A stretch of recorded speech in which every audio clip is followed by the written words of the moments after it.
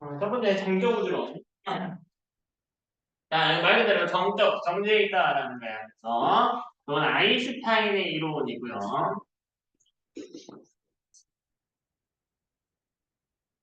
자, 아인슈타인은 우주가 팽창하지 않는다라고 주장합니다. 아인슈타인이 이 우주 팽창을 물리학적으로 해석을 했는데 우주가 커져가려면 에너지가 필요할 거 아니야? 근데 그 거대한 공간이 커져가는데 필요한 에너지를 공급받을 장소가 없기 때문에 우주는 팽창할 수 없다라고 주장한 거야. 오케이? 자, 근데 이 우주론이 얼마 안 가서 폐론이 됩니다. 그럼 왜 폐론이 됐는지 이야기를 해줘야 될 거 아니야?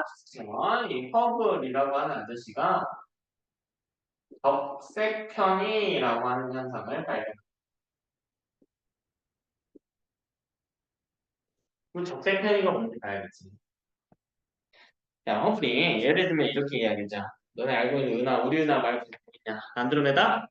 안드로메다 은하 해볼까? 안드로메다 은하를 망원경으로 관측을 했어. 관측을 해가지고 그쪽에 있는 그 은하에도 어떤 원소들이 있을 거 아닙니까? 원소를 관측을 했습니다. 그래서 스펙트럼으로 분석했어. 스펙트럼 다 알지? 중학교 2학년 때 했던 거. 자, 봐봐.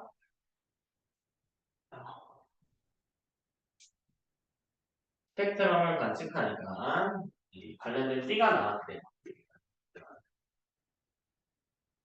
스펙트럼 띠 기억나니? 보라색 나온 거? 저기 빨주, 노총, 이거 가가지고 보라색 중에 이렇게 선 몇 개 나오잖아. 네. 맞다? 네. 근데 이게 적색편이래, 적색. 빨간색 쪽으로 이동했다라는 겁니다. 이 편이. 그러니까 허블이 예를 들어서 1년 후에 다시 한번 그 안드로메다를 관측했더니 선 스펙트럼의 선이 빨간색 쪽으로 이동했대. 조금씩. 시간이 지난 뒤에 관측했던. 그럼 그게 뭐여 할 거 아니야, 이제.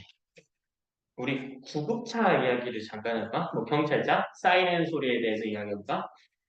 경찰차나 구급차가 쭉 멀어지고 있대. 소리가 어떻게 될까? 점점? 소리 크기가 어떻게 돼, 점점? 작아지겠죠? 그럼 봐봐. 빛도 마찬가지란 말이야. 그 은하가 우리랑 더 멀리 있을수록 그 은하에서 쏘아낸 빛의 에너지가 점점 작아질 것이다 라는 걸 이야기하는 거야. 근데 색깔을 봤을 때는 빨간색으로 갈수록 파장이라고 하는 것이 증가하고 에너지가 감소하거든요. 에너지가 감소하는 현상이 일어나. 이 에너지가 감소했다라고 하는 건 거리가 증가했다. 그러니까 1년을 관측했더니 왜 띠가 빨간색 쪽으로 이동했나? 멀어졌으니까 라는 뜻이야. 그럼 그 말은 별과 별이 멀어진다. 더 해석해보면 우주는 팽창했다라고 해석할 수 있겠네.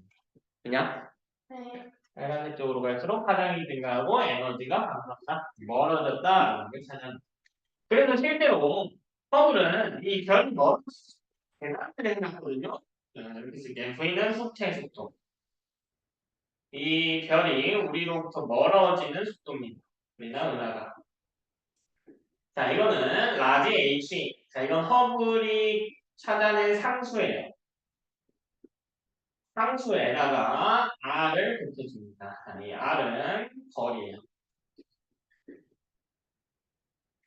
인식을 학교에서 할지 안 할지 모르겠지만 작년 기준으로는 조합해서 안 되는데 자, 인식 관련해서 알아두야 할 게 무엇이냐면 거리가 멀수록 더 빨리 멀어진다라는 걸 지칭하는 겁니다. 거리가 멀수록 더 빨리 멀어진다.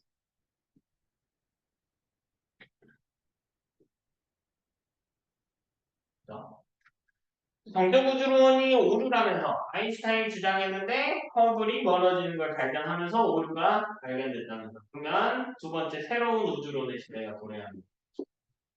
자, 두 번째 팽창우주론.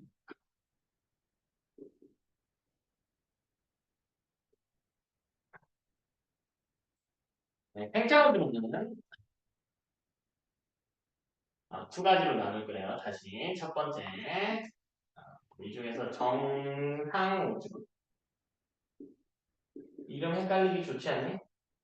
정적 우주론, 정상 우주론. 아예 다른 겁니다. 자, 이 정상 우주론은 호일이라고 하는 과학자의 주장입니다. 호일. 알루미늄 호일 할 때 그 호일. 그림으로 나타낼까? 우주가 이렇게 있어요. 보통 풍선으로 나타내거든요. 처음에는 우주가 작아. 자, 근데 우주 안에 별이 있죠? 자, 일단 별을 한번 표시해 볼게요. 뭐 두 개는 가깝게, 하나는 멀리. 그죠? 호일은 뭐라고 주장하냐면 팽창우주론이니까 우주가 팽창한 건 맞아요. 풍선에 점을 찍어놨다라고 생각하시면 돼. 풍선이 커진 건 맞아. 자, 그리고 별과 별이 멀어졌고 멀었던 애는 더 빨리 멀어졌죠. 멀었던 애가 훨씬 더 많이 멀어졌지. 그니? 이게 허블 상수를 적용하는 내용이죠. 근데 이 우주가 커지면서 새로운 별이 탄생했다라고 주장해요. 자, 2배 커졌을 때 별 개수도 2배가 된다라고 주장. 그리고 내용 해석을 하는 거지. 자, 첫 번째로 우주가 팽창했죠. 즉 부피가 증가했습니다. 보자. 그리고 새로운 입자의 생성이 있었습니다.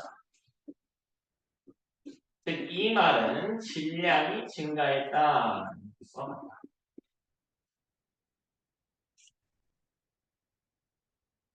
그럼 밀도는 어떻게 될까? 밀도 구하는 공식이 뭐지? 그렇지, 부피분의 질량이잖아. 밀도는 일정하다. 네? 부피분의 질량인데 부피가 증가하는 비율과 부분의 피? 부분의 질. 부피가 증가하는 비율과 질량이 증가하는 비율이 같다라고 이야기. 자, 선생님 쉽게 이야기해볼까요? 자, 지금 방의 크기가 2배가 됐을 때 학생들의 수도 2배가 된다라는 얘기예요. 자, 그 다음 아주 중요한 건 온도예요. 아주 큰 방에 숫자 쓸쓸히 서 있다고 생각해볼까? 그 방의 온도가 어떨까요? 낮겠죠? 네. 근데 방에 사람이 늘어나면 늘어날수록 온도가 어떻게 돼? 높아지겠죠? 아니야? 지금 봐봐. 호일이 한 이야기를 봐봐. 방이 커졌는데 그만큼 사람도 추가로 들어왔죠? 온도도 일정할 것이다. 라고 주장. 무슨 또 부분은 질량. 부분의 질량.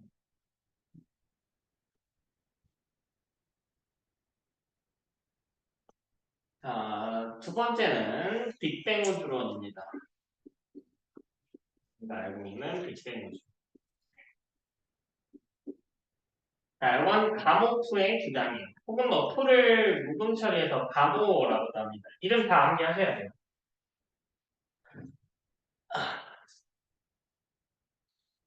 자, 이것도 볼까? 우주가 이렇게 있을 때 너무 작다. 어? 이렇게 있을 때 우주가 팽창한다라는 사실에는 동의합니다. 가모프가 뭐라고 얘기하냐? 여기에 처음에 별이 3개 있었다면 나중에도 별과 별 사이가 멀어지긴 하지만 새롭게 생겨나지 않는다.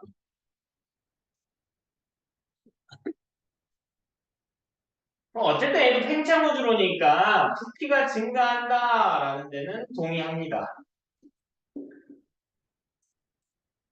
근데 가모프는 뭐라고 이야기하냐면 입자의 생성은 전혀 없다라고 주장해요. 그러니까 원래 초기에 있던 입자들만 그대로 남아있다라고 이야기해요. 네. 즉 이게 무슨 뜻일까? 질량이 어떻다는 소리야? 아니지. 사라진 건 아니잖아. 별 하나가 1g이라고 해도 3g이었죠. 나중에도 얼마입니까? 3g이잖아. 어떤 뜻이야? 질량이. 일정하다. 부피에는 질량이 없으니까. 그러면 밀도는 어떻게 될까? 맞아요. 그렇죠. 감소하죠. 왜? 부피분의 질량인데 부피는 증가했고 분모는 증가했고 분자의 질량은 일정합니다. 그러니까 온도는 어떻게 될까요? 온도는 온도는 감소하겠죠.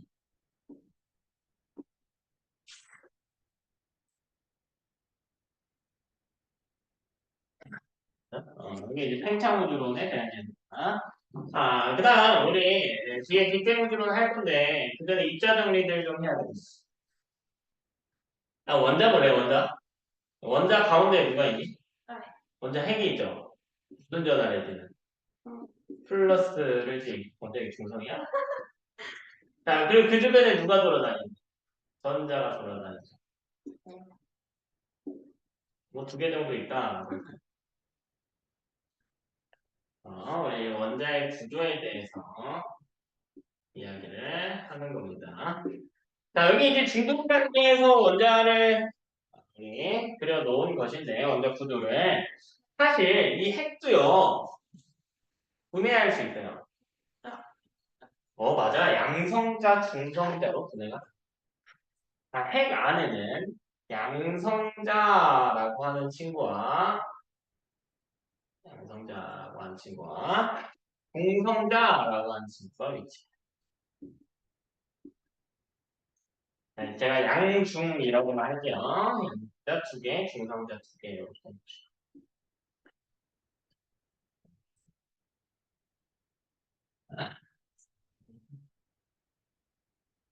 그리고 양, 총, 이렇게 이야기할 수가 있어요. 조금만 더 디테일하게 이야기해볼까? 우리 색을 분해했더니, 색을 더 자세히 들여다봤더니 그 안에 뭐가 있다고? 원자 핵이 뭐랑 뭐로 이루어져 있다고? 양성자하고 중성자로 나누어서 구성이 되어 있다. 그럼 이게 끝이냐? 아닙니다. 이것도 분해할 수 있어요. 먼저 중성자부터 분해해서 볼까? 중성자는 이렇게 생겼어. UDB. 양성자는 UUD로 구성이 돼.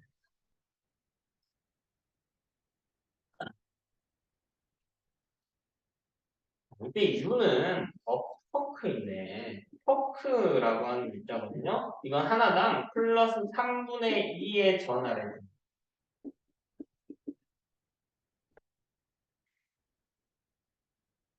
다운 커크 같은 경우에는 마이너스 3분의 1의 전하래요.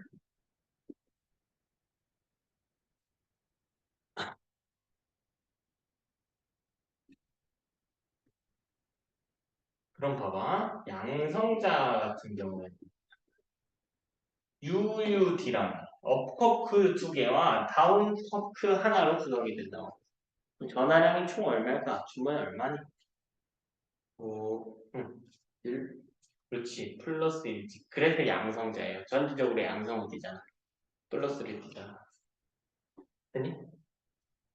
그 중성자라고 하는 것은 UDD인 이유가 있을 거야. 전하량이 얼마죠? 0이죠. 즉 중성이죠. 아니야? 그래서 중성자입니다. 그러면 핵이 플러스를 띠는 이유는 뭐죠? 핵에 뭐가 있기 때문이죠?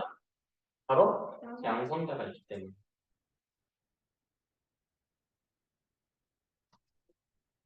그럼 우리가 이 양성자라고 하는 것은 어떻게 찾냐면 양성자의 수는 원자 번호와 같습니다. 양성자 하나당 플러스 1을 띠는데 이 양성자의 숫자에 따라서 원자 번호가 결정이 된대. 그럼 1번의 원소가 1번인 이유는 양성자가 몇 개 있어서? 한 개 있어서. 그리고 그럼 중성자 수는 어떻게 따지냐면 보통 양성자와 같아요. 중성자는 중성자가 존재하는 목적이 있을 거 아니야. 자연 왜 존재하냐면 양성자가 반발력을 감소시키는 역할을 해요. 만약 원자의 간에 양성자만 있다면 서로 밀어내려고 하겠죠? 그러면 원자가 크기가 커지는 현상이 일어나는데 그걸 방지하는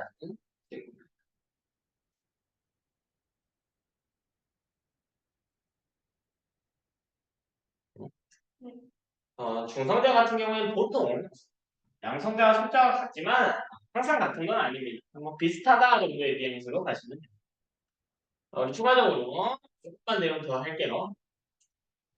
자, 여기 있다. 자, 여기. 자, 제가 수소 원자 핵을 그려보겠습니다.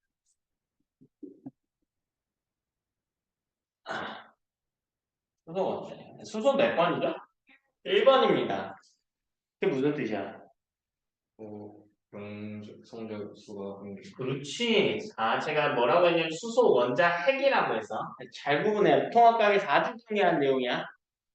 정말 내가 수소 원자라고 했지? 네. 아니잖아. 뭐라고 그랬어? 성적 핵이라고 그랬잖아. 자, 둘 구분해야 돼. 아주 중요해. 원자와 원자 핵이 같아요? 아니죠. 원자 핵은 뭐야? 원자에서 전자를 뺀 거지. 원자 핵과 전자가 합쳐져야 드디어 원자라고 부르는 거야. 맞아? 내가 말꼬투리 잡고 싶은 게 아니라니까. 문제에서 이런 걸 되게 중요하게 여긴다고. 나도 대화할 때 말꼬투리 잡는 거 좀 안 좋아하는 편이긴 한데 문제 풀이할 때는 그러면 안 된다고. 틀리니까요. 아주 중요해. 자, 그럼 핵 그려볼 거야. 중국 Y제로 양성자가 하나일 때. 그쵸? 그리고 뭐라고 했냐면 중성자는 보통 양성자가 수가 같다고 했지. 근데 일반적인 수소의 원자 핵은요. 중성자의 존재 의의가 뭐였냐면 양성자 간에 서로 밀어내니까 그걸 막으려고 있다라고 했잖아. 맞냐? 근데 양성자가 하나밖에 없잖아. 밀어내니? 밀어내지 않죠. 이해돼? 그 수소 원자는 그냥 어떻게 구성되어 있어? 양성자 하나로만 구성돼요. 그 수소 원자핵이랑 똑같은 표현은 H 플러스라고 쓰는 것이고 전자 하나가 떼어지면 되니까 수소에서 양성자라고 부를 수 있고 수소 원자핵의 또 다른 표현이 뭐라고? 양성자. 그냥 그러면 요번에 이것 때릴까? 헬륨 원자핵 때릴까?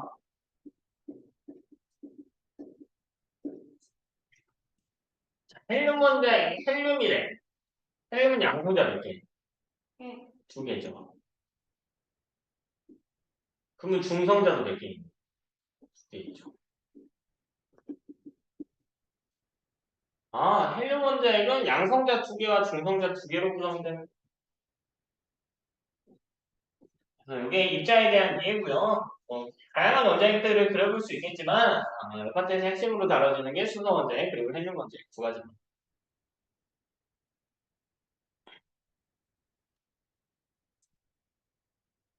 됐지? 그 다음 우리 스펙트럼이라고 하는 것 잠깐 다루고 가요.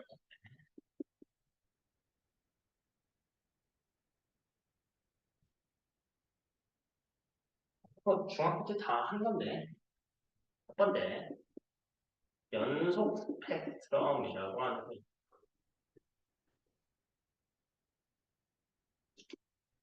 말 그대로 스펙트럼의 연속적인 선이 나타나는 형태를 뜻합니다. 그래서 얘는 어떻게 만드냐면 백색광을 준비해요. 그리고 이걸 분광기에 가져다 댑니다. 분광기. 네모 모양의 분광기. 자, 분광기는 말 그대로 빛을 분해해주는 기계입니다. 근데 흰색의 빛을 어떻게 만들죠? 빨주노초 파란불을 다 섞어서 만드는 거지. 색깔 많지 않은데 빨간색 계열 쭉 나오고 파란색 계열 쭉 나오는 요런 스펙트럼이겠죠. 색을 띠에다가 기록하는 거야. 이렇게. 근데 여기가 색이 다 차있다고. 색깔 두 개밖에 없으니까 이렇게 할게요. 빨주노초 파란.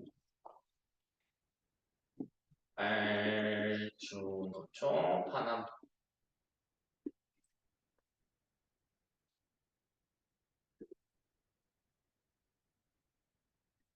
자, 두 번째는 선 모양으로 나타나는 선 스펙트럼이고요. 자, 여기서도 두 가지로 나눠져요. 방출과 흡수. 이 중에 첫 번째, 방출 스펙트럼부터 봅시다.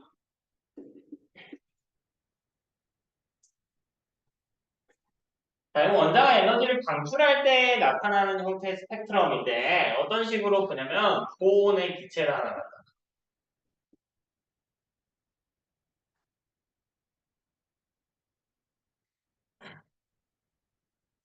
자, 그리고 분광기에다가 쏴줍니다.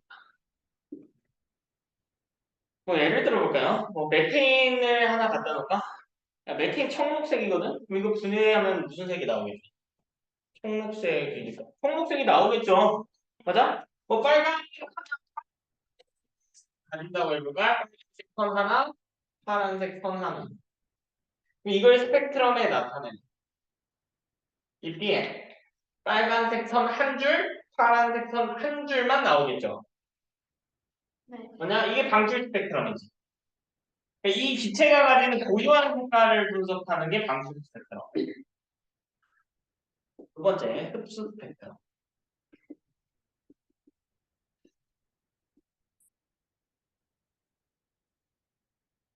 자, 이건 어떻게 만드냐면 백색 광을 다시 한번 주냐.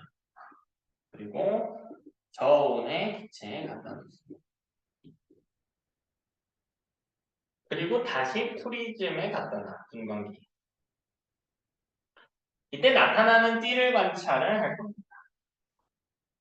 그럼 이 저온의 기체의 역할을 알면 되겠지. 저온 기체는 일부 색을 흡수해요.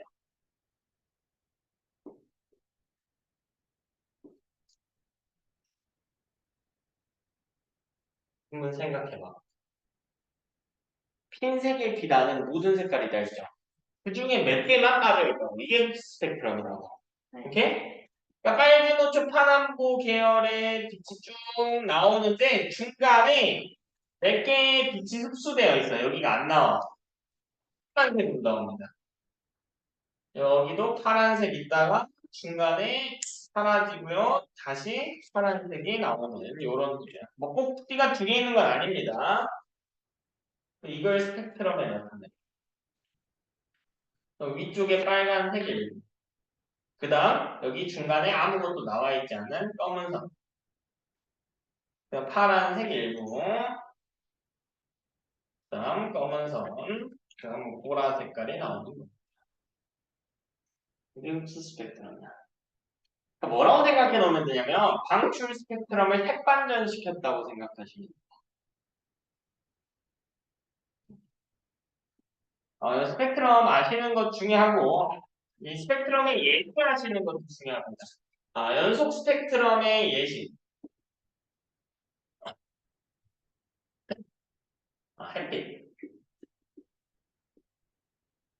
백색선.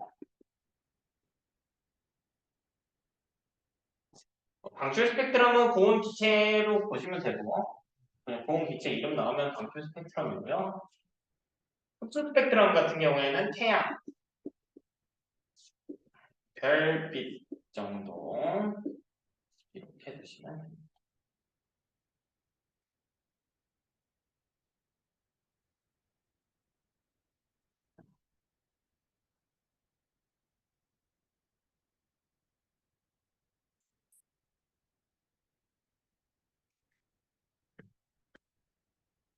좀 헷갈릴 수 있겠죠. 햇빛은 연속 스펙트럼이고 태양이나 별빛은 흡수 스펙트럼이기 때문에 좀 헷갈릴 수 있으니까 꼼꼼히 암기하시기 바랍니다. 햇빛하고 태양은 좀 달라요. 자, 그럼 이번에 이 빅뱅 우주론의 과정을 봅시다.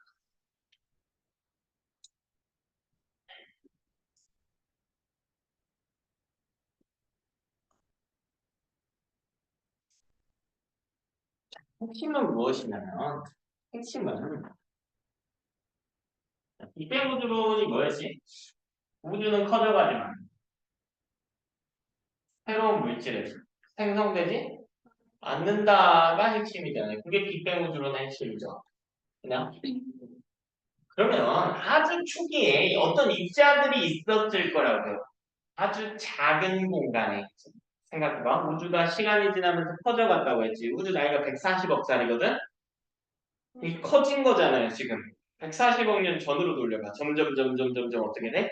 작아지지. 맞아?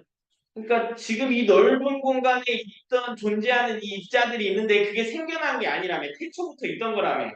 맞아? 그 모든 걸 한 점으로 모아놔봐. 그 한 점의 온도는 어떨까? 엄청나게 뜨겁겠지. 온 우주에 존재하는 별이나 행성, 소행성 이런 걸 다 모아보라고 한 점에. 네. 상황이 돼? 말도 안 되는 상황이지 사실. 항상 어렵다고 하지만 뭐 야, 태양계만 해도 한 점으로 태양계를 모을 수 있을까? 거의 불가능하겠죠. 근데 최초의 우주에는 그랬다고. 맞아? 네. 그래서 그걸 이제 빅뱅 우주론이라고 하는데 핵심은 무엇이냐면 커져가면서 온도가 떨어진다. 온도가.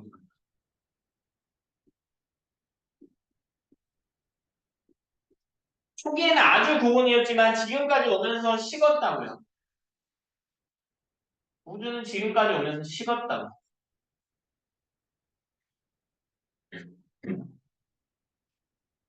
그럼 처음에 뜨거웠을 때를 생각해봐. 내가 지금 너무 뜨거워. 그 철수랑 있는데 철수랑 내가 너무 뜨거워요. 자, 입자는 뜨거우면 어떤 일이 일어나죠? 운동이 엄청나게 활발해지지. 그럼 내가 이때 철수랑 어떤 상호작용을 할 수 있을까요? 미친 듯이 뛰면서? 못하지. 대화 한마디 못하고 밥 먹어서 못 물어보죠. 깡이 있을 수가 없다고. 너무 뜨거운 상황에서. 그게 무슨 뜻이냐면 너무 뜨거우면 이 입자들은 합쳐지지 못하고 다 분해된 상태였을 것이다. 네. 알겠어? 네. 그래 지금 핵이 만들어지려면 양성자랑 중성자가 합쳐져야 된다며. 뜨거우면 못 합쳐진다고요. 뜨거우면 분리되어 있다고. 네. 그러면 점점점 식어가지고 결합이 일어나고 그러면 이제 원자가 형성될 텐데 그 과정을 보는 것이라고요. 첫 번째로 보자. 기본 입자라고 하는 게 형성이.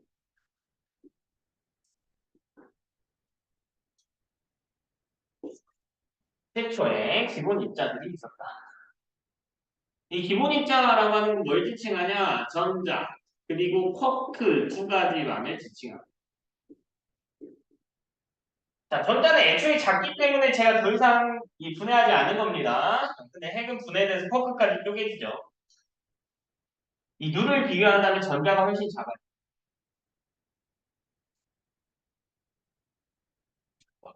두 번째로 무슨 일이 일어나냐면 쿼크 간 결합이 일어납니다.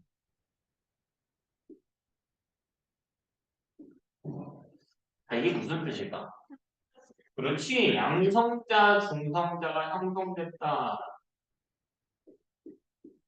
양성자, 중성자가 형성이.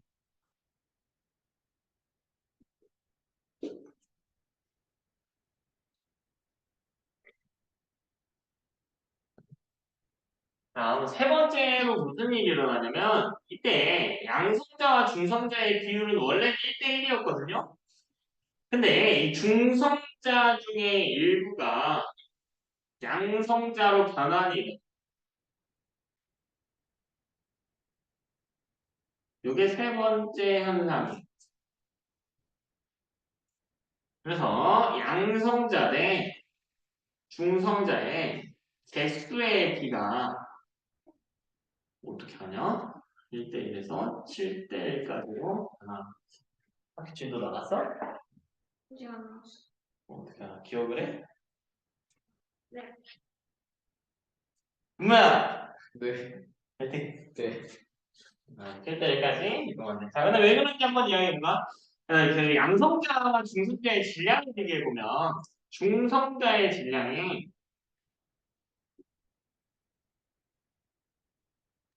양성자보다 미세하게 큽니다. 요 내용을 알고 계십니다. 양성자에서 중성자로 변환되는 과정은 질량이 증가되는 과정. 네. 내가 살찌고 싶다? 그럼 어떻게 하면 될까? 먹어요. 밥 먹으면 되죠. 즉 에너지를 흡수해야겠죠. 음식 안에 있는 에너지를 흡수해야 되지. 이건 에너지를 흡수하는 과정이에요. 그러면 역으로 일어나는 이 반응, 중성자가 양성자로 될 때 질량이 줄어들거든요. 살 빼려면 뛰어다녀야 되죠. 즉, 내 에너지를 방출해야 되는 상황이지. 아니야?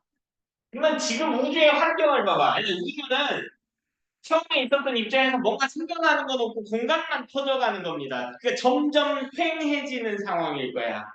맞아? 우리 교실에 사람 수는 그대로인데 방만 계속 큰다고 해봐. 엄청 휑해지겠지.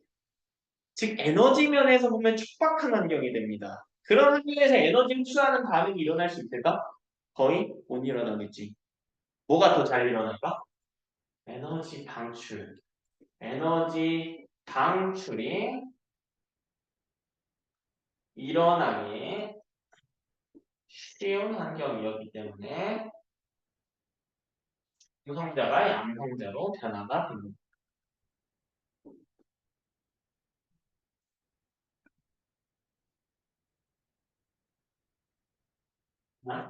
그래서 양성자 비율이 계속 높아졌다라는 겁니다. 자세한 반응은 좀 어렵거든요. 그래서 이 정도만 체크하셔도 이 정도만 해도 아주 깊게 할 거야. 자, 이런 식으로 일어났다. 그 다음 흐름을 놓치면 안 돼. 통화가 흐름한다는 건 정말 할 만합니다. 지금 무슨 이야기 하고 있냐면 온도가 떨어지니까 점점 입자 운동이 둔해지고 붙을 수 있다라는 이야기를 하고 있어. 그치? 그럼 봐봐. 지금 코크끼리 붙었죠?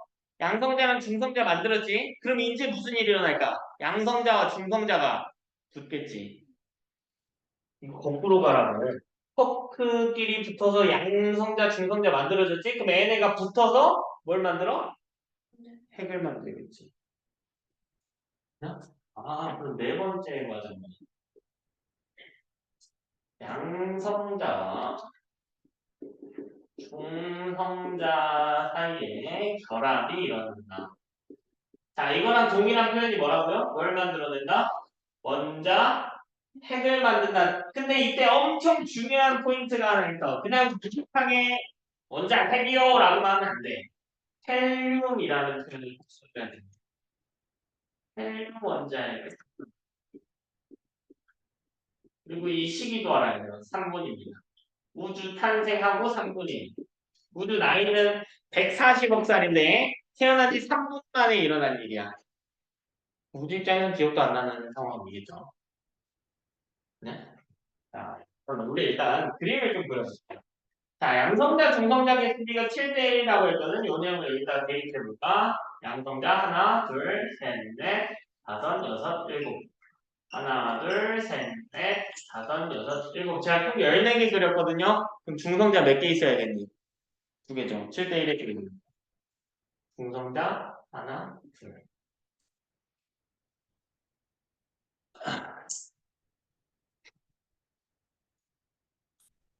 그럼 잘 생각해봐.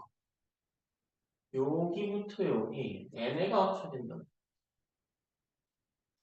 요걸 우리가 헬륨 원자핵이라고 했어. 양성자와 중성자가 합쳐졌으니까.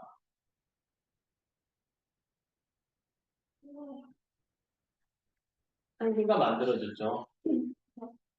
그리고 이 빨간 알갱이는 뭐였어? 우리 아까? 그렇죠. 양성자지. 양성자 몇 개?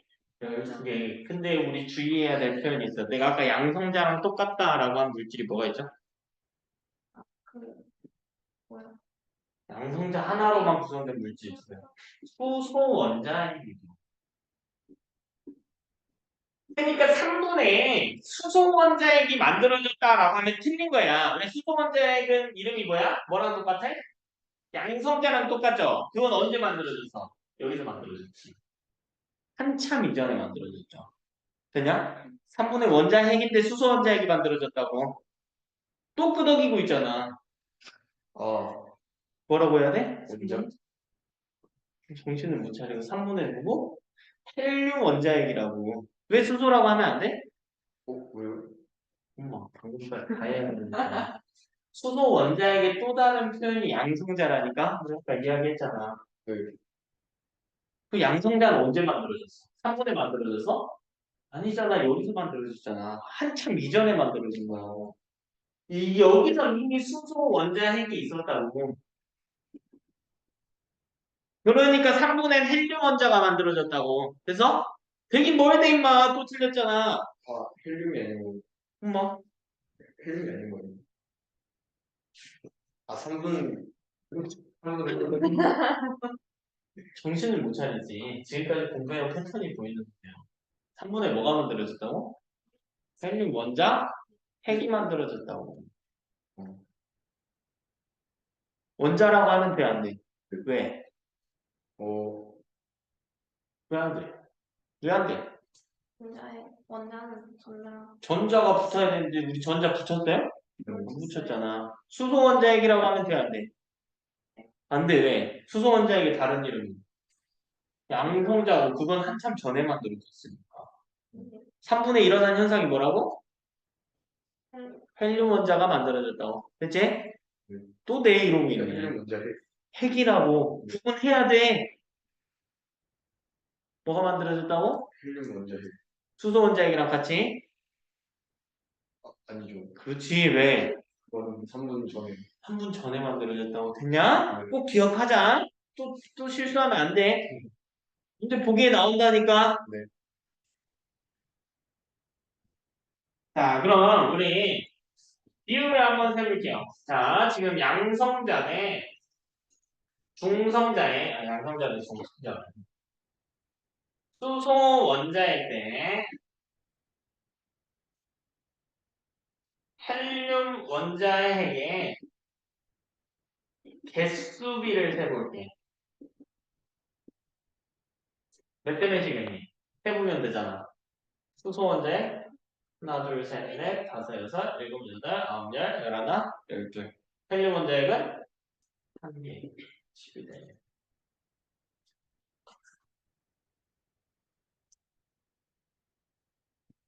아, 근데 질량의 비는 어떻게 되냐라고 물어볼 수가 있는데, 왜냐면 중성자가 양성자보다 약간 무겁다고 했죠. 근데 숫자로 보면 둘 다 1입니다. 1점 몇몇몇몇이냐의 차이야. 그럼 헬륨 원자의 하나의 질량 수는 얼마일까? 양성자 두 개, 중성자 두 개잖아. 4점. 이건 한 개 있지만 질량이 얼마라고? 4라고.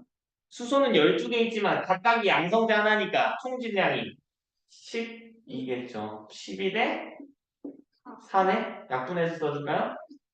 3대 1이다. 놀랍게도요. 이걸 누가 관측한 게 먼저가 아니고 과목부가 예측한 게 먼저입니다. 우주 온도가 이런 식으로 감소하니까 이런 식으로 감소하니까 3분쯤이면 수소원자핵과 헬륨원자핵의 비율이 이렇게 형성이 됐겠구나라고 예측한 거야. 그치? 근데 이게 만약 실제로 관측했던 이거랑 똑같으면 빅뱅 우주론의 증거로 쓰일 수 있지 않을까? 맞냐? 그래서 첫 번째 빅뱅 우주론의 증거가 나오는데 이걸 선 스펙트럼 분석했을 때 분석 결과 실제로 질량비 3대 1이 변화시키게 되는 거죠. 즉 이게 뭐가 돼? 빅뱅 우주론의 뭐가 된다? 증거가 된다.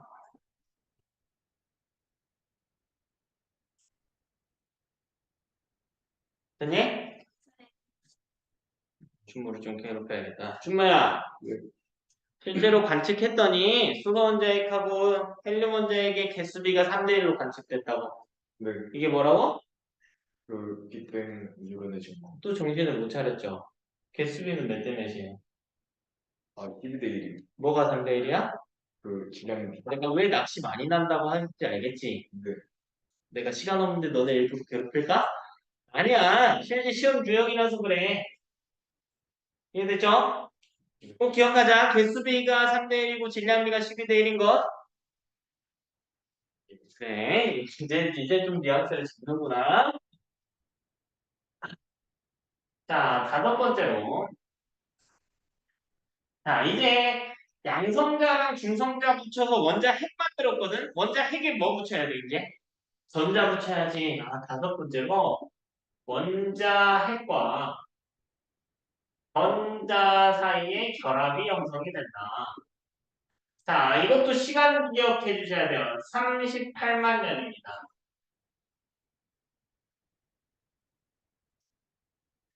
일단 38만 년 전에 대한 이야기가 아니에요. 우주가 탄생하고 38만 년째일 때 일어난 일입니다. 우주 나이가 몇 살이라고 해서? 140억. 그러니까 우주 입장에서는 기억 안 날 수 있는. 38만 년 전이 아니야. 우주 탄생하고 38만 년 후에 대한 얘기. 지금으로부터 약 140억 년 전이겠죠, 이것도. 이해돼? 38만 년 전이 아니야. 자, 그럼 이것도 표현 또 해볼까요? 원자핵하고 전자핵이 같다라는 건 무슨 뜻이야? 뭘 만들었다? 원자를 형성한 시기다. 이렇게 이야기를 할 수가 있다.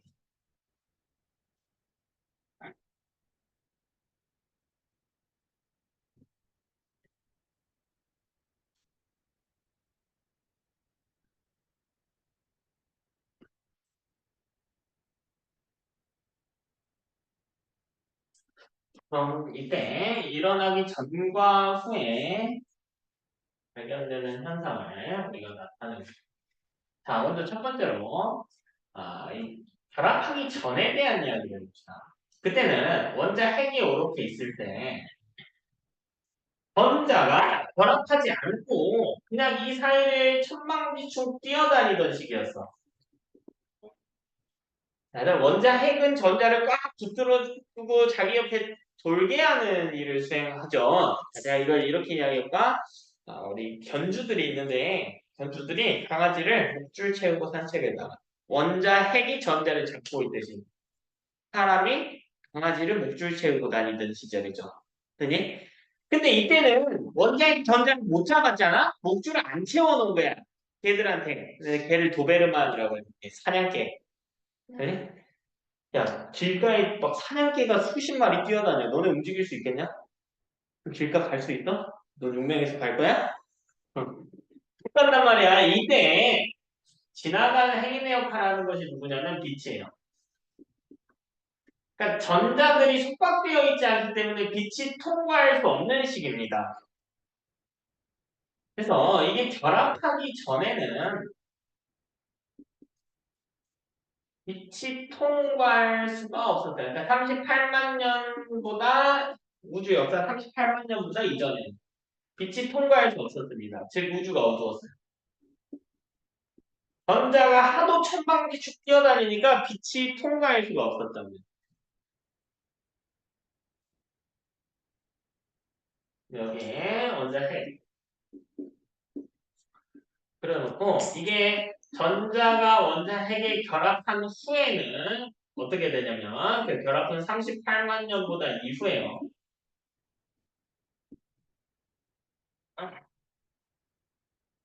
전자가 이렇게 꽉 붙잡혀 있던.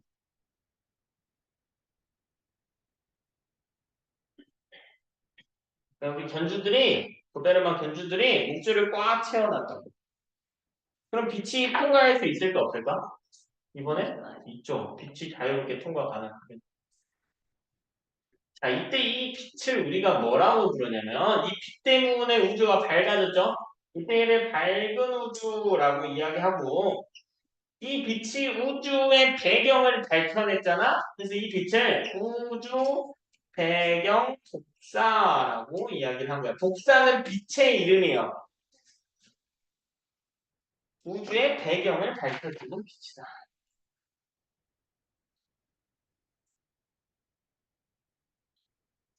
그래서 결국 이 우주 배경 복사를 예측을 했다라는 거죠. 아마 38만 년쯤에 전자가 원자 핵에 결합해서 빛이 움직일 수 있었을걸? 그리고 그 빛이 우주를 밝혀냈을걸? 그리고 이 우주 배경 복사를 예측한 아저씨가 누구예요? 누구겠어? 빅뱅 우주론을 주장한 가모프겠죠. 근데 아쉽게도 가모프가 실제로 이걸 증명하지 못합니다. 관측해낸 건 다른 사람이에요.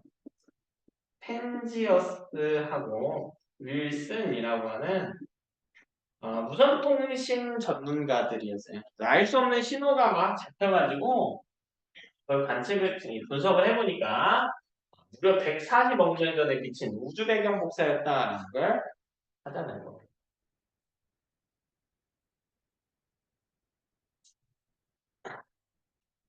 봐봐. 이 우주 배경 복사가 네.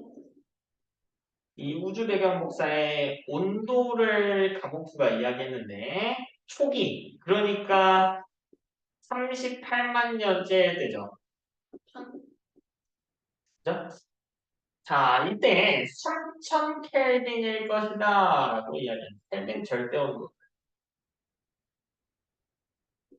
근데 지금까지 오려면 약 몇억 년이 지나야 돼? 140억 년 후죠. 네. 이때 현재에 조례하겠지. 뭐 현대 뭐 근대 요 정도. 140억 년 세월에 비하면 뭐 현재는 그때는 얼마 안 된 거니까. 그러면 현재는 이 온도가 어떻게 됐을까? 사라졌어. 낮아졌지. 그게 빅뱅 우주론의 핵심이잖아요. 네. 2.7 켈빈이라고 이야기. 이 켈빈은 섭씨 온도 더하기 273.15도를 하는데 273만 하셔도 됩니다. 즉 이걸 섭씨로 따지면 약 영하 270도.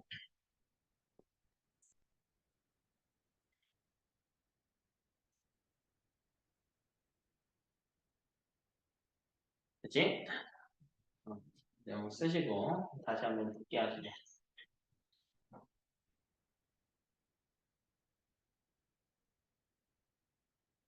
됐니? 모두가 주모가 되었어. 주모야! 네. 38만 년 전에 우주 배경 복사의 온도가 3000 켈빈이었지? 네. 지금은 3 켈빈이고 약 3 켈빈, 2.7 켈빈 맞아? 아니야. 38만 년 전이 아니라니까.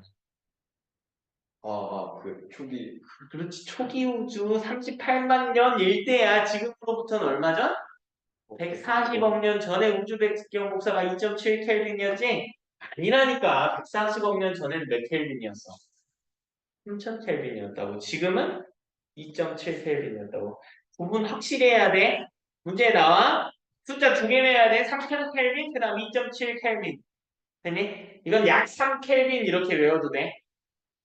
그죠? 초기에는 3000 켈빈, 현재는 2.7 켈빈. 됐죠? 숫자들 다 기억하셔야 됩니다. 양성자, 중성자 결합한 거 시간적으로 3분. 원자핵과 전자가 결합한 거 38만 년. 됐죠? 그치? 이때가 온도가 더 낮고 시간이 지났으니까 수소 원자핵과 헬륨 원자핵의 개수비 12대 1, 질량비 3대 1. 그냥 뚜렷하게 기억해 주셔야 됩니다. 다 외워야 돼? 아니, 좀 높아심이 자꾸 뜨는데. 뭐야? 네. 원자핵이 생성된 시기는 언제야? 원자 핵이요. 응. 그 3분 뒤 3분. 수소 원자핵이 만들어졌죠? 헬륨 원자 핵. 네. 어? 이때 질량비는 얼마였나요? 3대 1이 개수비는? 12대 1. 12대. 38만 년에 무슨 일이 일어났지, 최성아? 38만 년에 무슨 일이 일어났어? 원자가 형성이 되었다. 원자핵과 전자가 결합하는 시기였다. 이때 기준으로 빛이 퍼져나갈 수 있게 되었고, 그 빛을 우주 배경 복사라고 불렀고, 이걸 과목부가 관측했죠? 아니지. 과목부 관측했어? 아니, 예측했죠. 관측한 사람은 켄지어스하고 윌슨이다. 그치? 다른 사람이 그럼, 켄지어스하고 윌슨. 다른 사람이고. 켄지어스와 윌슨이 관측했더니 3000 켈빈이었죠? 3000 켈빈이었지? 아니요. 아니지. 지금은 2.7 켈빈. 근데 과거에는 얼마였다고? 3000 켈빈이었다고. 10분 시작합시다. 네. 그 뒤에 합시다. 우리 지금까지 한 내용들 핵심을 한번 따져봐. 무슨 이야기를 했었나? 결국 우리 쿼크끼리 결합해서 양성자, 중성자 만들었고 양성자, 중성자가 합쳐져서 수소원자핵 만들었죠? 네. 왜 내 이러고 있네. 뭐 만들었어? 양성자, 중성자 합쳐져서 네. 무슨 원자핵? 헬륨 원자핵. 그치? 3분의 원자핵에 이제 전자가 붙는 원자가 만드는 과정 이야기했는데 어떤 원자들만 나왔죠? 지금까지 하는 원자들이 누구밖에 없습니까? 뭐랑 뭐 있었어? 수소? 헬륨 두 개밖에 없지. 그럼 그것보다 무거운 원소들은 어떻게 만들어진다 하는 이야기를 해봐요. 이번에 별의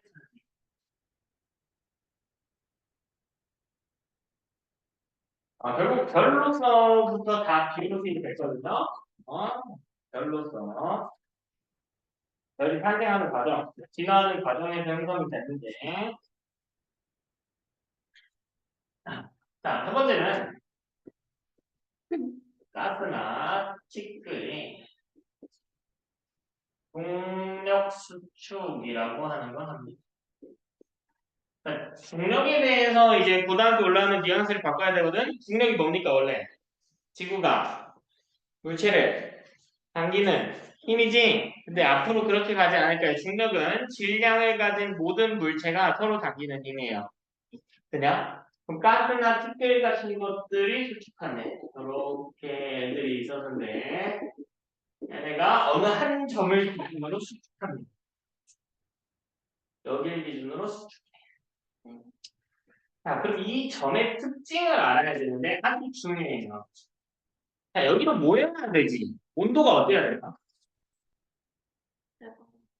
야, 온도가 뜨거우면 입자의 운동이 활발해지잖아. 그럼 뭉칠 수 없죠. 어때야겠니? 맞아야겠지. 그 다음 밀도는 어때야 돼? 밀도가 높은 지점으로 크게 일어나는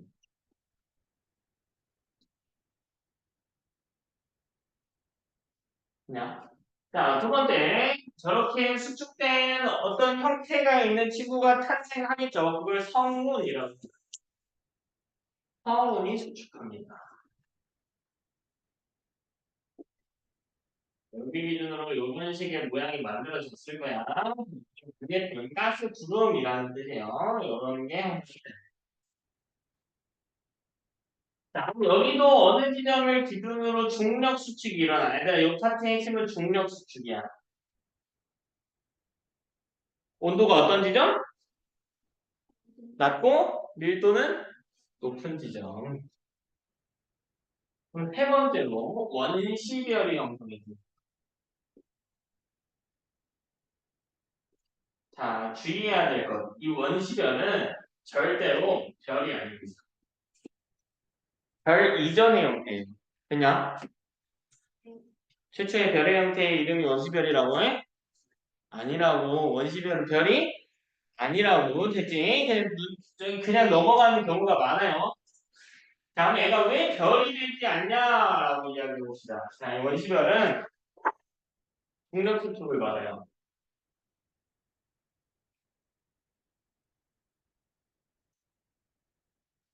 중력 수축만 받아요.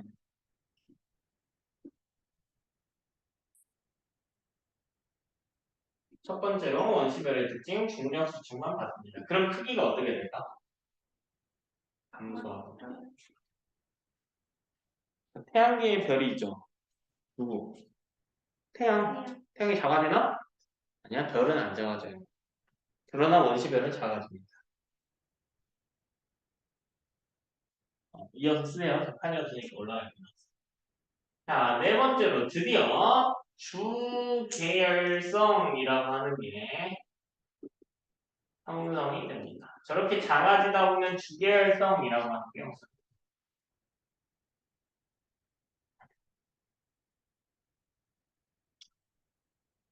주계열성은 최초의 별입니다. 최초 별의 형태. 우리 사람도 여러 단계를 거치죠. 뭐 신생아 단계로 생각하시면 됩니다.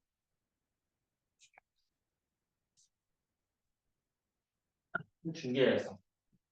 그러면 얘는 뭔데 별이라고 부르냐? 요걸 기억을 해줘야겠네. 봐봐, 얘들아. 원시별은 계속 작아졌죠. 그럼 이게 계속 가운데로 뭉쳐지고 있단 말이야. 온도가 어떻게 되겠니? 미친 듯이 증가하겠지. 맞아? 그러다 보면 한 점이 굉장히 뜨거워지겠죠. 자, 그렇게 온도가 증가하다 보면 내부에서 커다란 폭발이 일어납니다. 내부에서 아주 커다란 폭발이 일어납니다. 자, 밀어내려고 하는 힘이 생겨. 그리고 질량은 여전히 있기 때문에 중력 수축을 받습니다.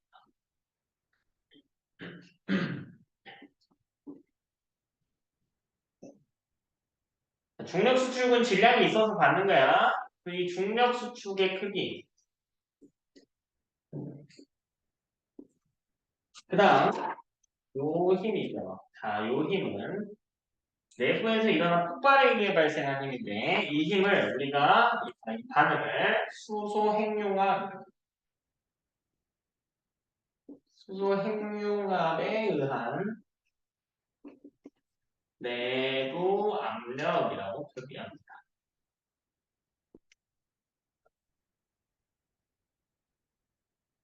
이 주결성의 특징 뭐다? 중력 수축하고 네. 중력 수축의 크기하고 이 내부 압력의 크기가 동일합니다. 자, 밖에서 누르는 힘인가요? 안에서 밀어내는 힘의 크기가 같다고. 이게 무슨 뜻일까? 별의 크기가 어떻다? 일정하다라는 거죠. 변화하지 않을 것이다. 그래서 원시별과의 두 개의 차이점이 나타났습니다. 원시별은요, 중력 수축만 받고요. 크기는 줄어들어. 근데 주계열성은 중력 수축도 받고 내부 압력도 받아. 별 크기는 일정해진다. 이 둘의 크기가 같기 때문에. 두 힘의 크기가 같기 때문에. 아, 그 다음 기억해야 될 거. 내부의 온도는 1000만 켈빈입니다.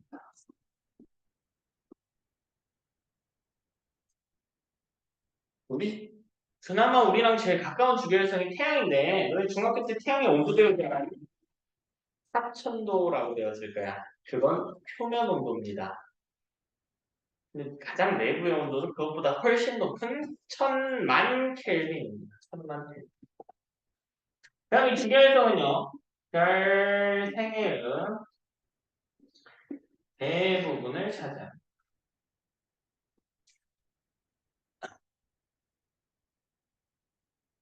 그 다음 여기 가운데에서 반응이 일어난다고 했지. 무슨 반응이 일어난다고 했죠? 수소 핵융합. 제가 말 그대로 수소 원자핵이 융합한다라는 거야. 융합하면 합쳐졌잖아. 커진 거죠. 이건 뭐냐면 4개의 수소가 1개의 헬륨으로 합쳐진 겁니다. 이 과정에서 좀 깊게 나가면 이 과정에서 질량이 살짝 감소하고 에너지로 전환되는 과정이에요. 태양이 우리한테 에너지를 주고 있잖아? 그걸 어떻게 주냐면 자기 질량을 조금씩 깎아가면서 에너지로 바꾸는 겁니다. 그 다음 에는 질량이 크면 클수록 반응 속도가 빨라지거든요. 자, 이게 무슨 뜻이냐? 수명이 짧아진다. 수명이 짧아져. 크면 오래 살 것 같은데 수명이 떨어질 때가 언제냐면 수소가 다 떨어졌을 때요. 수소가 헬륨으로 바뀐다고 했지? 수소양이 줄어들고 헬륨양은 늘어날 텐데 수소양이 다 줄었을 때가 인생이 끝날 때거든? 질량이 크면 수소가 많으니까 오래 살 것 같잖아. 그렇지 않다고요, 실제로. 질량이 크면 반응 속도가 굉장히 빨라지기 때문에 오히려 빨리 죽습니다. 소멸을 빨리 해요. 뭐 그런 측면에서 보면 태양은 질량이 작은 편에 속하는 별이라서 수명이 조금 더 깁니다. 우리 이 별의 탄생을 이야기했으니까 이 생애에 대해서도 이야기했어요. 진화 과정을 가지고 이야기했어요. 주기율성은 뭐 신생아 정도 되는 별이고 신생아에서 사람이 좀 자라나듯이 별도 진화를 합니다. 근데 이 서로 다른 두 가지 케이스가 있어요. 첫 번째는 질량이 작은 별의 생입니다.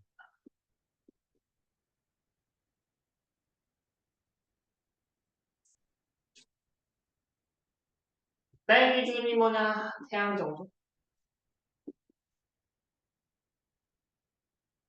당연히 우주 전체로 봤을 때 질량이 아주 작은 편에 여러 개의 단계를 거치겠지. 아, 첫 번째 단계가 뭐겠니? 뭘까? 동사. 아니지, 성은 별이 아니잖아. 어디부터 써야 돼? 그렇지, 주계의 성.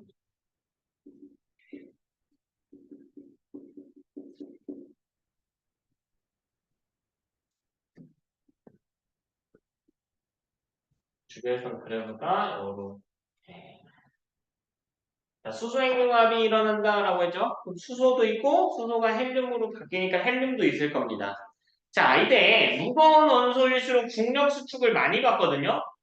즉 가운데로 딸려 들어가. 수소가 무겁니 헬륨이 무겁니? 헬륨이 무겁죠. 헬륨, 수소는 약간 바깥쪽에 위치합니다.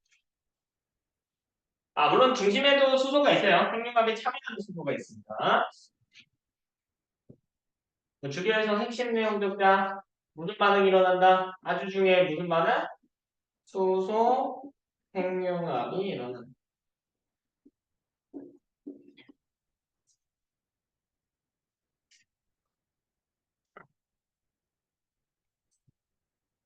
그죠? 그래서 내부의 온도는 1000만 켈빈 정도이다. 1000 아니에요. 1000만입니다. 숫자 정확히 기억해줘야 돼. 이 숫자 나옵니다. 숫자. 아, 그럼 두 번째로 이제 생각해봐, 얘들아. 수소가 헬륨으로 바뀐다면 그럼 수소의 양이 점점점 줄고 헬륨만 늘겠죠? 그럼 수소 헬륨은 더 이상 거의 하기 힘든 형태가 되겠지? 그게 무슨 뜻이냐면 이제 내부 압력을 안 받아. 수소 헬륨이 거의 끝나면 내부 압력을 안 받는단 말이야. 그러면 중력 수축은 받으니까 별 사이즈가 어떻게 돼? 더 작아지죠. 그럼 내부의 온도가 어떻게 될까? 높아지겠지. 온도가 높아질수록 무거운 원소의 핵융합이 가능합니다. 그럼 무슨 핵융합을 하겠니? 수소보다 무거운 거야. 헬륨 문제 반응을 하겠죠. 헬륨 핵융합 반응을 하고 그렇게 커진 별을 적색거성이라고 표현합니다. 왜 커져요? 커졌어요. 커지죠. 왜? 작았다가 큰 폭발이 또 뻥 할 거 아니야. 헬륨 핵융합 일어나면서. 맞아? 아, 계속 작은 채로 있는 게 아니야.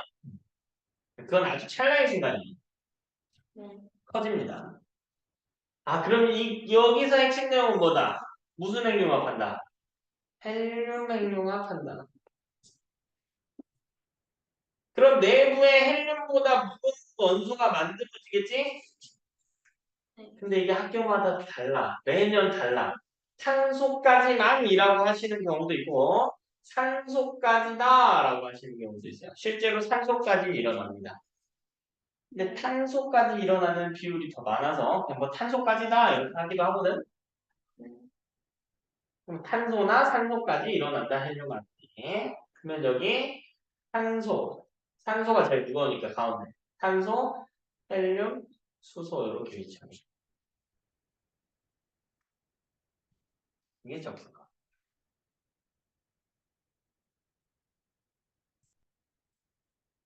다음 이 적색거성 관련해서 내부 온도 알아야 되거든. 10배야. 1억 켈빈.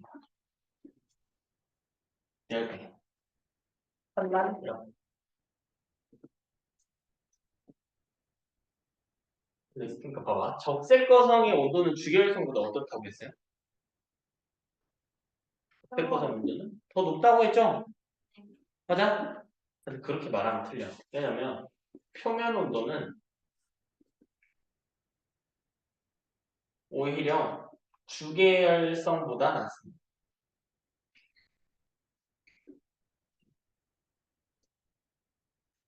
그러니까 내용을 잘 구분해야 돼. 중심부 온도는 10배 높아요. 근데 표면의 온도는 더 낮습니다. 왜 그럴까 하고 생각을 해볼까? 근데 핵융합은요, 항상 중심부에서만 일어나는 반응이거든? 즉, 중심부로부터 열이 공급이 되는 거야. 근데 얘는 중심부가 별로 안 뜨겁지만 크기가 작지. 끝까지 열이 전달이 잘 돼. 얘는 중심부가 10배나 뜨겁지만 크기가 훨씬 크단 말이에요. 끝까지 열이 전달이 잘 안 됩니다. 오히려 표면 온도는 낮을 수 있다.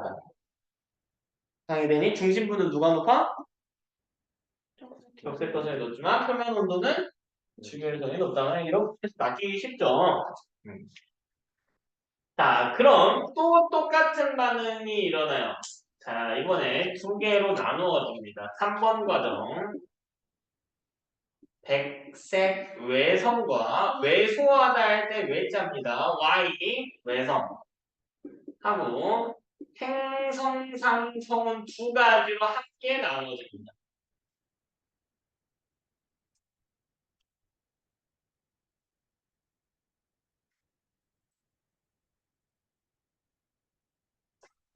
아, 이거 하나만 좀 적고 갈까? 이건 엄청 심화된 내용인데 나오는 경우는 거의 없는데 종종 나올 때도 있어서 수소행용합 할까 안 할까? 적색거성 심플하게 생각해봐. 수소행용합 할까 안 할까? 할 수 있죠. 왜? 온도는 충분하니까. 자, 헬륨 핵융합이라고 했지만 수소 핵융합도 합니다.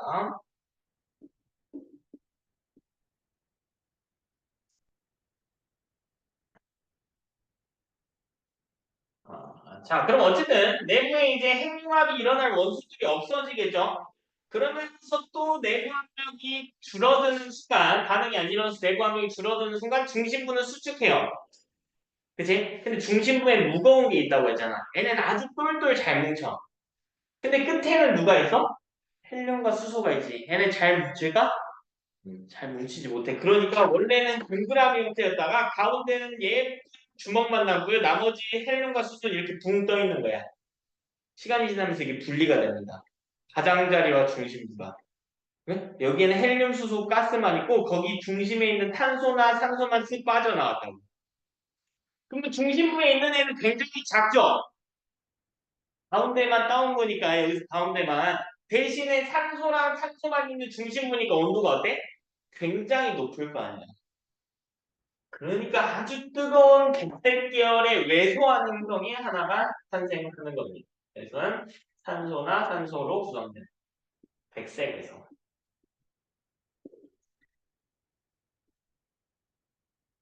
이건 사실 적색 거성의 중심부가 진화한 형태.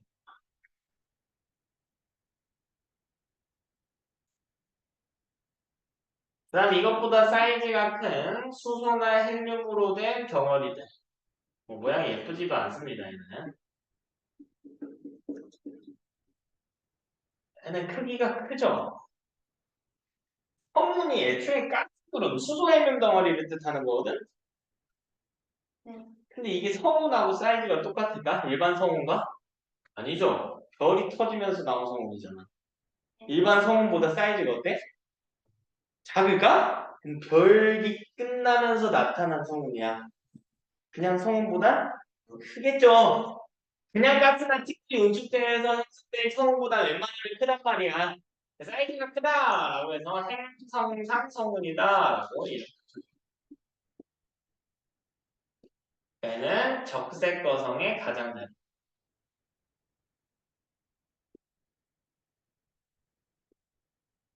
내용 자체가 심플해 보이지만 사실 숨어있는 내용들이 많고 이런 것들까지 디테일하게 공부해야 좀 바뀝니다. 자, 두 번째. 이번엔 우량화의 세계예요. 질량이 큰별. 크다의 정의는 어느 정도냐? 태양의 한 10배 이상이 되는.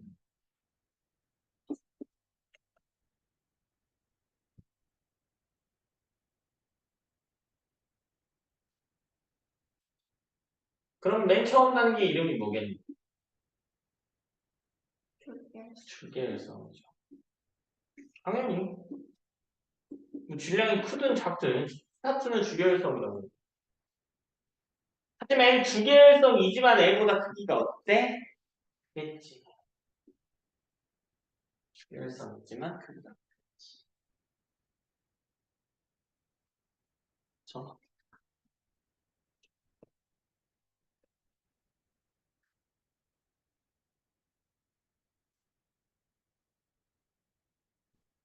그럼 가운데 뭐가 있겠니? 당연히 헬륨 있고. 이거 있겠죠.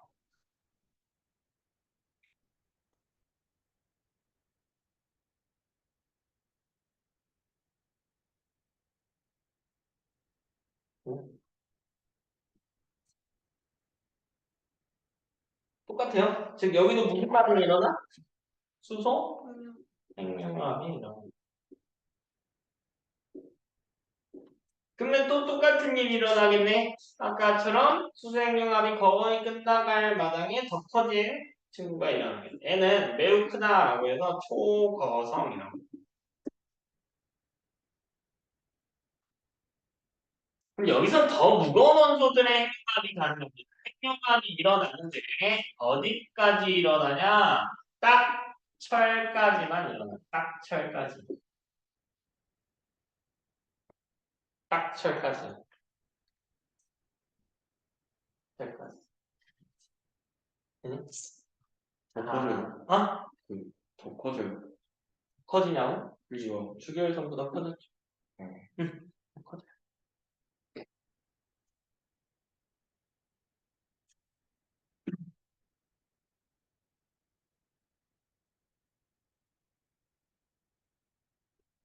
아, 근데 왜 그러냐? 철은 굉장히 안정한 원소이기 때문에 핵융합을 하지 않습니다. 그러니까 철에서 끝나버려요. 철보다 무거운 애가 만들어지죠.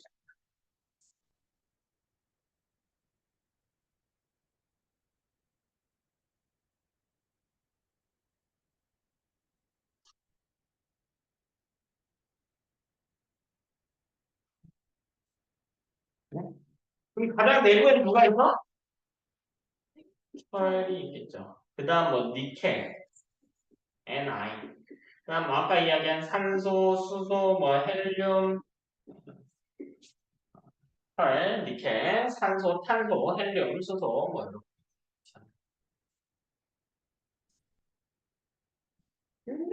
근데 철이 우리 원소가 총 몇 개죠? 대충 120개 정도. 철은 몇 번일 것 같아요? 꼴랑 26번밖에 안 돼요. 네. 그러면 철보다 무거운 원소도 어딘가에서 만들어져야 될 거 아니야. 근데 핵융합으로는 뭐까지밖에 못 만들어? 철까지밖에 못 만든다.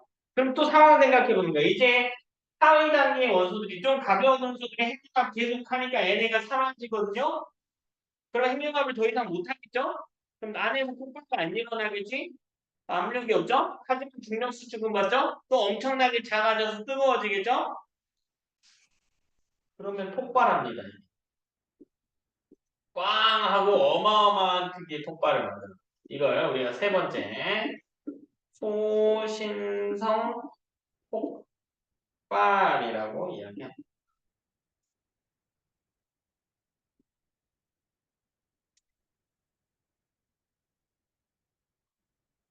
이 과정에서 아주 중에 시험에 100% 나와 철보다 무거운 원소를 형성합니다. 예를 들면 금, 우라늄 같은 것들을 생성하는 시기입니다. 아주 중요한 과정이에요. 아주 중요한 거. 지구에 금 있죠? 네. 금 같은 건 어디서만 만들어져? 초신성 폭발에서만 만들어져. 그럼 지구에 유입된 금은 태양계 대빵이 태양이 준 게 아니고요. 외부에 우리 외부에 있는 은하에서 어떤 커다란 별의 진화 과정에서 초신성 폭발이 일어났을 때 금이나 우라늄 같은 게 튕겨져 나왔죠. 그게 지구가 만들어질 때 딸려 들어온 것뿐입니다. 어떤 느낌인지 알겠어? 근데 이 이수에 어떻게 되냐? 둘 중에 하나로 진화돼요. 근데 이 중에서도 상대적으로 질량이 작은 경우에는 중성자별이라고 하는 걸로 진화가 되고 뭐 태양이 10배, 뭐 15배, 20배 이 친구들. 근데 상대적으로 질량이 큰 친구 경우에는 블랙홀로 지나갑니다.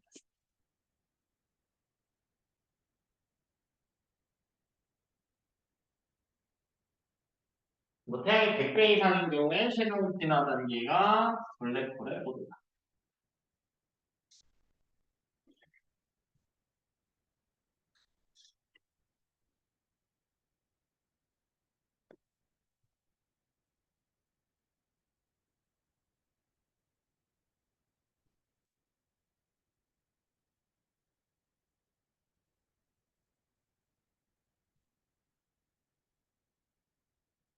또 횡성성 소원은 어떻게 하는데? 응? 횡성성 소원은 어떻게 하는데? 네, 그냥 이대로 흩어져 있다가 이런 성운의 형태를 유지하다가 뭐 시간이 지나면서 조금씩 해체되기도 하고요. 다른 게 더 붙기도 하고 이렇습니다. 네.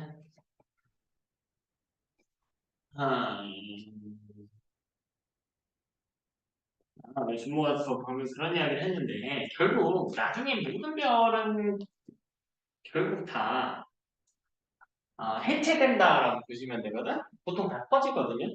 결국 이제 온도가 증가하는데 반응은 안 일어나면서 열을 방출할 수 없으니까 터지면서 이게 깨져 나와. 근데 우리 빅뱅 우주론의 핵심이 뭐였냐면 새로운 물질의 생성이 없다라는 거였지. 그럼 잘 생각해봐야 얘들아. 새로운 별이 탄생하려면 누군가 깨져야 돼. 재료들을 내어놔야겠죠. 그래서 이런 식으로 계속 별은 하나가 소멸하고 그때 뭐 다른 게 하나 생긴다든지 뭐 두 개가 소멸하고 하나가 생긴다든지 이런 식으로 계속 사라지고 생겨나고 합니다. 태양도 사라질까요? 지금 예측한 최소 수명이 10억 년 이상 남았다고 하니까 걱정할 필요는 없겠죠. 오케이? 질문 하나 할까요? 둘 중에 누가 수명이 짧을까? 그렇죠. 이게 수명이 짧죠. 아까 클수록 짧다고 했잖아. 기억해야 돼. 얘가 수명이 짧습니다. 자, 그럼 이번엔 태양계 형성 과정에 대해서도 이야기.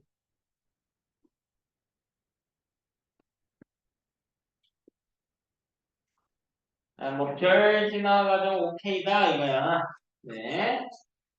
태양계는 어떻게 만들어져?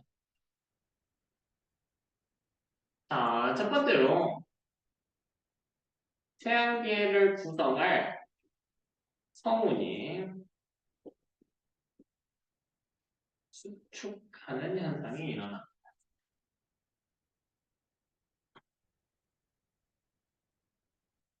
모양이 뭐 그렇게 예쁘지 않아요. 성운이 수축한대. 어느 지점을 중심으로 수축함이죠.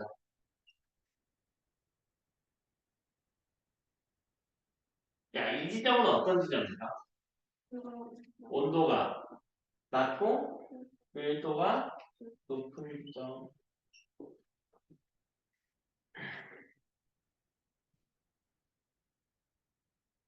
그럼 두 번째로 어떤 일이 일어나냐면 저기 기준으로 수축을 해서 가운데에 모여 있는 것도 있고 저기 주변에 아직 조금 남아있는 친구들이 있는데 이 성운이 계속 수축하고요. 회전합니다. 이게 딸려 들어오는 힘에 의해서 이 원심력이랑 부심력에 의해서 이게 빨려 들어가면서 돌기 시작합니다. 그죠? 마치 여러분 저기 뭐 블랙홀에 빠진다든지 소용돌이에 빠진다는 모습에 점점 돌면서 빨려 들어가겠죠. 수축하고 회전. 그럼 세 번째로 원심적인 태양과 원시적인 원반이 형성이 됩니다.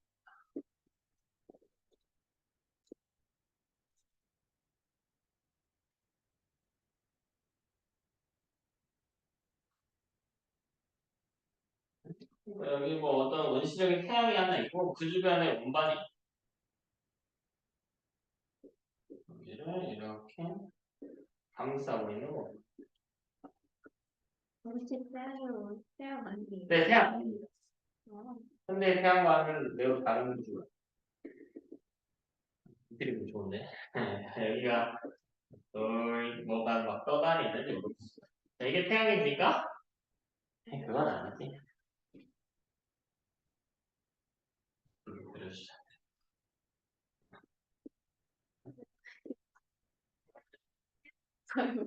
아니야. 이런 애들이 이렇게 작은 소행성들도 있어요. 아니 이게 아무리 봐도 태양은 아니란 말이야, 그죠? 그래서 네 번째 마지막 실제 태양계가 형성이 됩니다. 그러니까 시간이 지나면서 저 모양이 예쁘게 갈무리가 되고 온도도 좀 자리를 잡는다라는 거예요.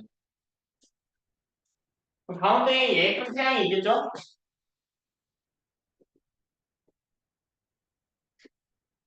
그럼 뭐 있어? 행성 있죠? 소, 금, 시, 화, 목, 토, 천, 해. 자, 여기서 행성 구분하셔야 되는데 요 왼쪽에 네 개 뭐라고 이야기합니까? 와우, 지구형 행성. 중학교 때. 지구와 닮아 있다. 오른쪽은요? 목성형 행성.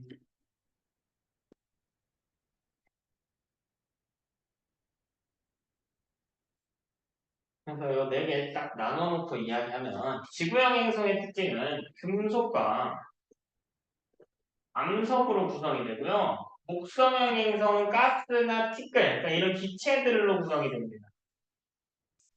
자, 왜 그럴까? 내가 중력 수축한다고 했죠. 근데 밀도가 큰 친구들일수록 중력을 더 많이 받는다고 했지. 그러니까 무거운 애들이 더 딸려온단 말이야. 그럼 금속이 가운데 쪽으로 올까? 가스가 가운데 쪽으로 올까? 당연히 금속이죠. 그래서 금속과 암석으로 구성된 지구형 행성들은 우리 태양과 가까이에 있죠. 티끌이 뭐예요? 그게 뭔지 아, 네. 다 수소 헬륨이에요. 이런 애들은. 네. 야, 그러면 밀도는 누가 클까? 지구요. 지구형이 크죠. 단 질량은 작습니다. 이게 중요한 거예요. 복성형은 밀도는 작지만 질량은 커요. 그냥 어떻게 금속의 질량이 더 작나? 크기 차이가 너무 많이 나. 부피 차이가. 이렇게? 금속으로 구성된 지구형 행성이지만 크기가 너무 작고 목성 같은 경우에는 가스지만 크기가 너무 크단 말이에요. 네? 목성 같은 경우에 보면은 지구보다 60배 이상 크니까 아무리 가스라고 해도 너무 양이 많으니까 전체 질량이 더 높을 수 있다. 태양 형성을 만드는 핵심 에너지원, 핵심 힘은 뭘까? 중력 수축 때문이겠죠.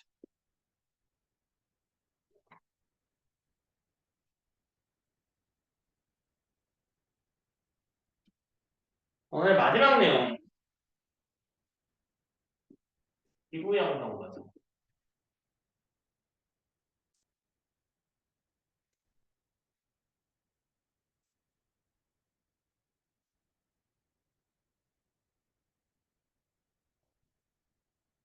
별파트는 중력 수축을 주요하게 다루는데 지구 형성은요 중력 수축이 메인 원인이 아닙니다.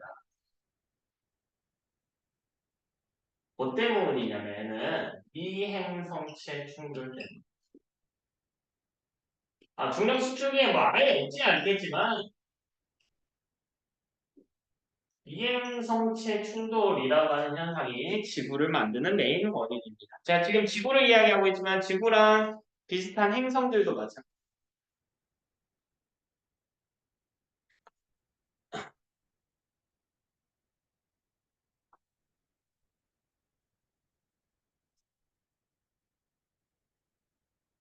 그러면 첫 번째로 당연히 미행성체 충돌이라고 하는 현상.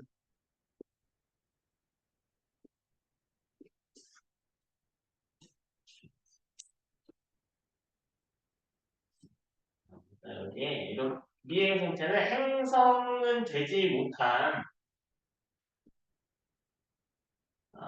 행성이 될 재료들, 뭐 소행성 정도 되는 친구들을 이야기합니다. 얘네가 가운데로 부딪혀요. 제가 아까 여기다가 이렇게 파편들 좀 그려놨잖아요. 이게 어떤 작은 암석 덩어리들 미행성체라고 부르는 건데 이게 돌면서 속도 차이가 나니까 지들끼리 조금씩 부딪힌다. 두 번째로 야, 부딪히니까 온도가 어떻게 될까? 매우 높아지겠죠. 마그마 바다가 형성이 아, 이걸 우리가 원시지구라고 좀 이야기. 자, 지구입니까? 아니요. 원시라는 표현. 뭐 어떻게 되냐면 이게 모양이 이렇게 그려져요. 얘네가 다 합쳐집니다. 놀랍게도요. 이 충돌한 부분들이 어떻게 되냐면 물론 일부 파편이 깨져 튀어나가겠지만 여기가 녹아요. 그러면서 붙습니다. 녹아서 붙는 거야. 물론 아직 예쁜 형태의 지구는 아니지. 네. 그리고 이게 누가 세우는 게 있으니까 온도가 어때? 말도 안 되게 높겠죠.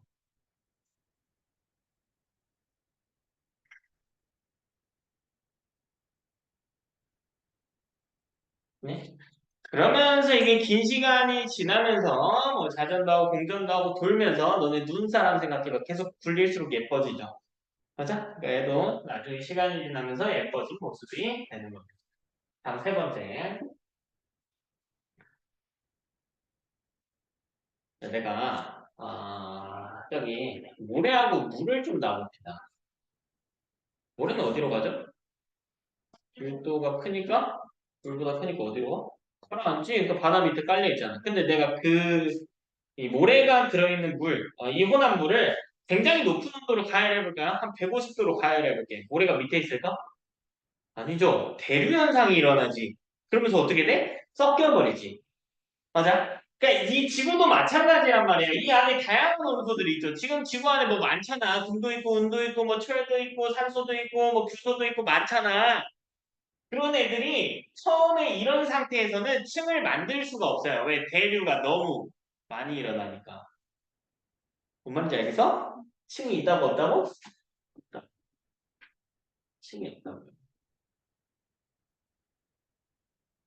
근데 이게 식을 거 아니에요. 이제 부딪힐 만한 애가 다 없어지면 식을 거 아닙니까? 그럼 층이 생겨나겠지. 맞아? 지금 이 지구 시스템 보면 몇 개의 층으로 나눠져요? 몇 개로 나눠지니? 네 개? 네 개로 나눠지죠? 어떻게? 지각, 멘틀, 네. 외핵, 내핵. 뭐 사실 전부터 내 핵 안에 또 다른 핵이 있다라고 막 그 연구가 있긴 한데 그건 교과 내용 아니에요. 교과 내용 기준으로 네 개의 층이 있지. 그 중에서 세 번째로 멘틀과 핵이 분리가 됩니다. 가운데 핵이 있고요. 끝에 뭐가 있어? 멘틀이 있다고.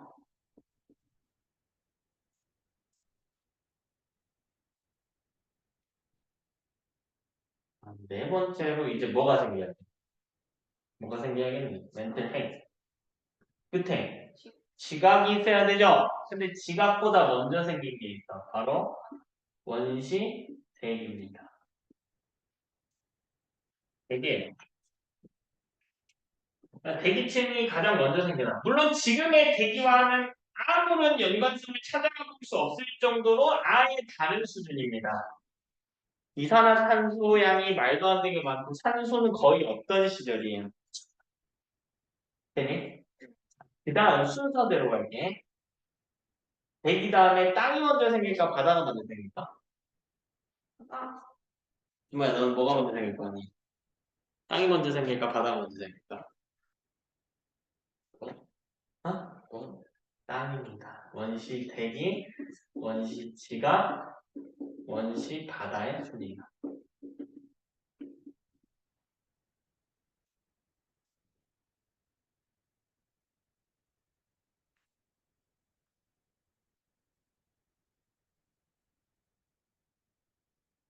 되니? 하늘, 땅, 바다 순이라고. 여기 쉽지 않아? 하늘, 땅, 바다. 네. 네? 하늘, 땅, 바다. 자, 왜 그런지 생각해볼까? 지금 지구 온도가 4,000도래. 대기가 있을까? 있죠? 어차피 기체 상태인데 뭔 상관이야? 네. 그치? 근데 지각이 있을까? 바다가 있을까? 거의 없겠죠? 온도를 좀 낮춰볼까요? 한 300도로 가볼게. 300도에 바다가 있을 수 있니? 없지. 근데 땅은 버틸 수 있지. 맞아? 네. 그러니까 땅이 먼저죠. 그 다음 바다가 생기려면 몇 도보다 내려가야 돼? 100도보다 내려가야죠. 땅이 먼저입니다. 하늘, 땅, 바다가 형성이 된다. 어? 자, 다섯 번째로 이제 뭐만 들어주면 될까? 지구 예쁘게 완성했잖아. 뭐 만들어서면서 이제 뭐 만들었었는데 생명체만 들었습니다. 바다에서 최초의 생명체가 출현합니다.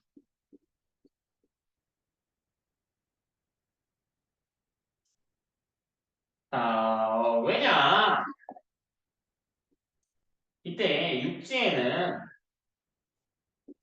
오존층이 없던 시절이거든요.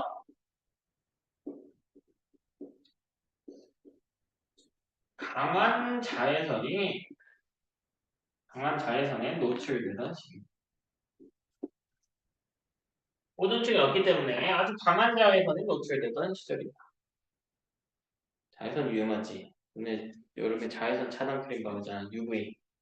그죠? 네. 그 자외선은 이 세포를 뚫어버려요. 세포를 죽입니다. 지금은 굉장히 덜하고요. 오존층이 있으니까. 그래서 이 바다 생명체 중에 바다에서 태어난 친구들 중에 광합성 세균이라고 하는 친구가 출현하거든. 남조류라고 하는데. 야, 광합성 하면 뭐 하겠니? 뭐 만들어내? 기체. 광합성 하면. 산소 발생하죠. 그럼 이 산소 분자를 기준으로 오존층을 발생시킬 수가 있어요. 그럼 이제 어디로 갈 수 있어? 얘는 육지 진출에 발판을 마련한 아주 고마운 세균입니다. 해가 없었다면 우리 육지로 못 나왔을 거예요. 그러면 좀 엄청 많이 만들어야 될 거 아니에요? 그럼요, 엄청 많이 만들어요. 지구 역사는 46억 년 정도거든요. 근데 이 친구가 출현한 한시는 35억 년 정도야. 오존층이 만들어지는 또 25억 년 정도입니다. 그러니까 얘가 10억 년 동안 온갖 개고생을 해서 오존층을 만들어냈다고. 처음에는 바다에서만 살 수 있었는데 바다에서 막 경쟁을 했겠죠. 막 경쟁을 하니까 처음에 껍데기가 없는 친구랑 있는 친구랑 싸우면 누가 이겨?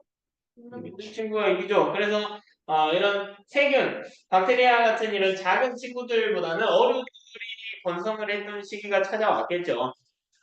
근데 어류들끼리 치고받고 싸우다 보니까 내가 물고기인데 지느러미가 약간 팔처럼 돼 있어. 수영을 잘 못하겠죠. 돌연변이가 생겨서 그냥 이렇게 다니는 거야.